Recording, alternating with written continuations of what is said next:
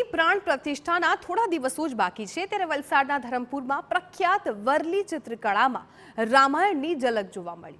1 kilometre લાંબા canvas પર ચિત્રના માધ્યમથી રામાયણના પ્રસંગોનું આલેખન કરાયું।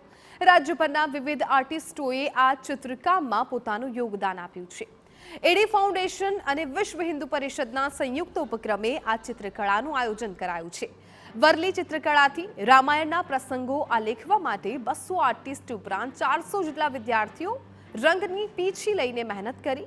રામાયણના જુદા જુદા પ્રસંગો જેમાં રામ જન્મ પ્રસંગ, તાડકા વધ, સીતા માતા સાથે વનવાસનો પ્રસંગ, અયોધ્યા પરત આવવાનો પ્રસંગ, અશ્વમેઘ યજ્ઞ સહિતના પ્રસંગોને 1 કિલોમીટર લાંબા કાપડના કેનવાસ પર દોરવામાં આવ્યો। આદિવાસીઓના પરંપરાગત અનોખી વારલી પેઇન્ટિંગ જોઈને લાગે કે જાણે રામાયણ કેનવાસ પર જીવંત થઈ છે।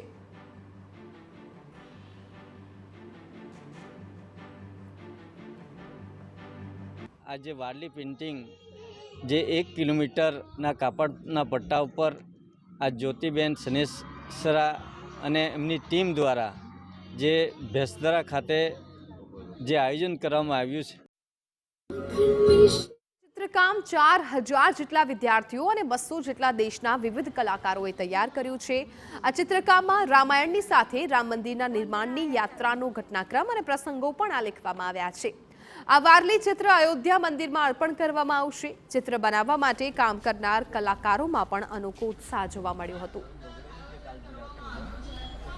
રામાયણ ઉપર જે વારલી પેઇન્ટિંગ બનાવવાનું જે મને મોકો મળ્યો છે એ મારું સૌભાગ્ય છે કે જે એક આજે ત્યાં અયોધ્યામાં આ પેઇન્ટિંગનું ત્યાં અનાવરણ થશે એટલે આજે અમે બધા લગભગ ખાસા આર્ટિસ્ટો ગુજરાતના બધા આવ્યા છે।